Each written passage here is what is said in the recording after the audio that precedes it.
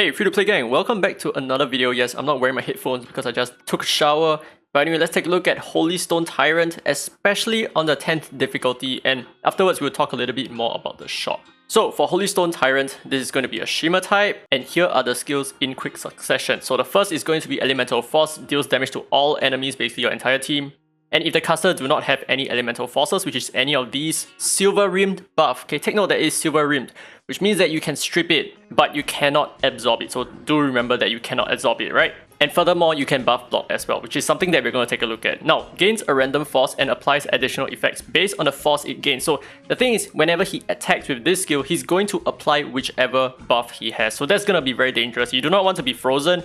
You do not want to be diseased. You do not want to be bled. Okay, actually, you know what? I think the bleeding this probably don't really matter all that much. And next, upon killing an enemy, randomly gains an additional elemental force it does not have. So this is very dangerous. You do not want him to have too many stacks of this. You do not want him to have all 3 stacks because he's gonna go crazy afterwards. Now here's the second skill, Seal of the Elements. Randomly gains 1 elemental force from these 3 over here, and he gains a turn afterwards. That's about it. Now moving on, Elemental Blade attacks 1 enemy, deals 200% attack damage and inflicts defense down for 2 turns. And he randomly gains 1 elemental force as well, and prioritizes the elemental force that he does not have.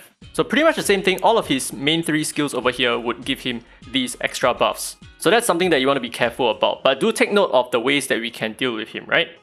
So now fourth, this is a passive effect, Triple Shatter. Upon collecting all 3 elemental forces, dispels all debuffs from the caster himself and consumes all of the elemental forces to attack all enemies 3 whole times. Now each hit deals 100% attack damage and dispels all buffs from enemies as well, and inflicts miss rate up for 2 turns. So the thing is, you do not want this skill to go up. It's gonna hurt like crazy. It hits all enemies 3 times each hit, dealing 100% attack damage. I'm repeating myself, but this is gonna be very, very painful. And on top of that, you're gonna be inflicted with miss rate up, which is not nice at all. So very importantly, because this is a passive skill, you do not want him to gain 3 buffs at all. If he gains 3 buffs, that's it. You're kinda screwed.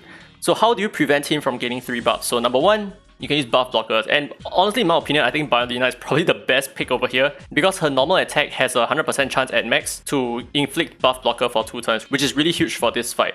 And on top of that, she also removes buffs every single turn that she takes. So if you have a Biondina in your team, and if you are able to keep her alive and let her take turns all the way, she's going to be such a huge boon to your team. And I feel like she is probably the best DPS pick over here.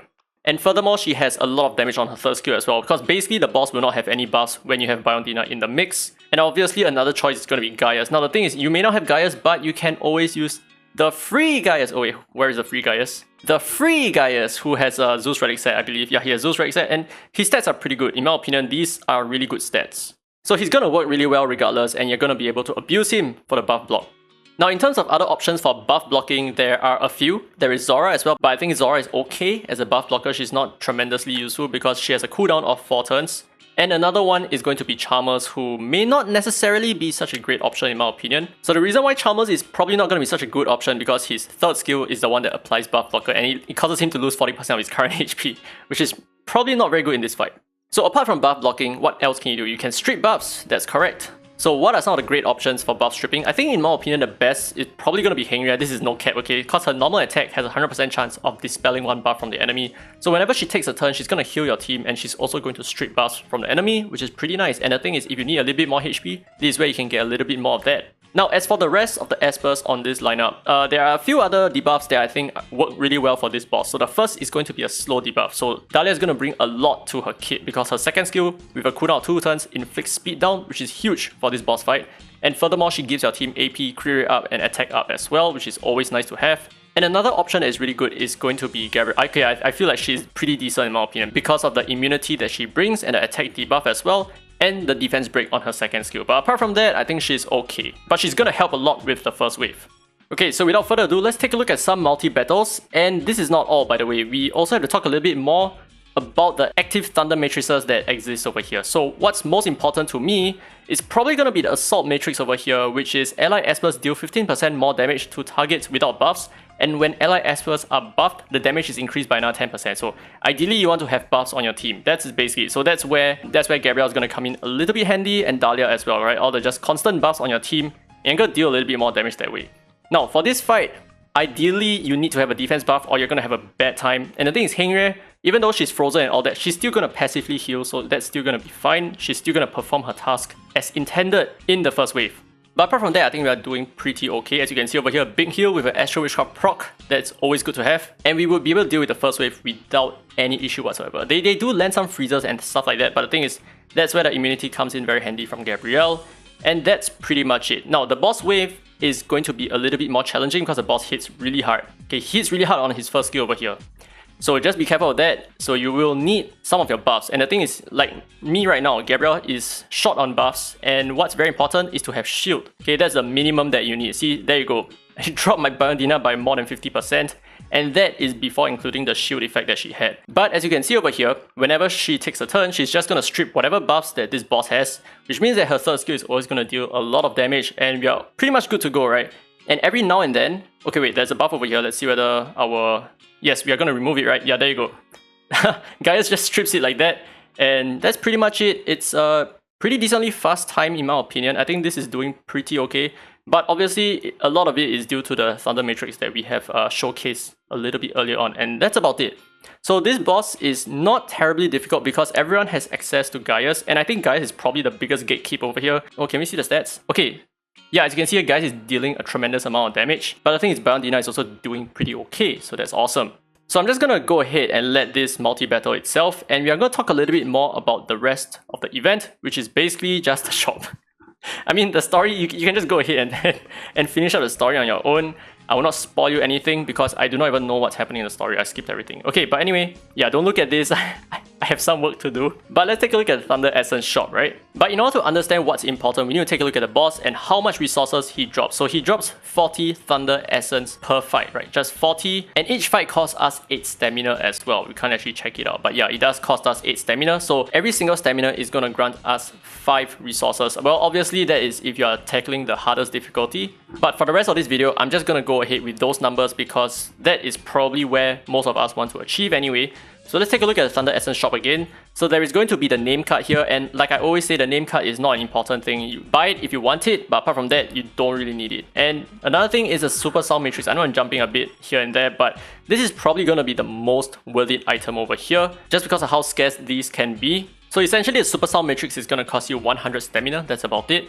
And the gold record is going to cost you 80 stamina, which is a huge grab in my opinion, right? Just buy all of it out, right? It's super worth it. And then now we have the legendary Abilimon, which is going to cost you 300 stamina. This is also another steal. Definitely get hands on it. And the legendary Starimon, I've talked a little bit about the stamina cost of actually building a single 5-star fodder before. And that stamina is going to cost you about 330, so to speak, as long as you have mats, right? As long as you have surplus mats. But the thing is, if you do not have surplus mats, it's going to cost you more than 330 stamina just to get a 5-star fodder, which means that this has a lot of value. So definitely go ahead and buy the legendary Starimon as well.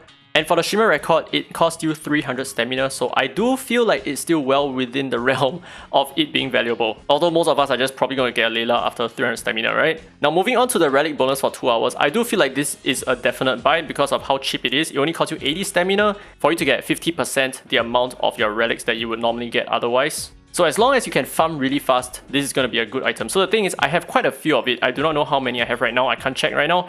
But I do have a lot of it and I have never used a single one of it because I do not want to use it right now when I'm not able to do super fast runs. And now the story voucher is something that you could possibly just skip entirely. This just unlocks more of the story that you have probably missed in the past. So it's not so important in my opinion.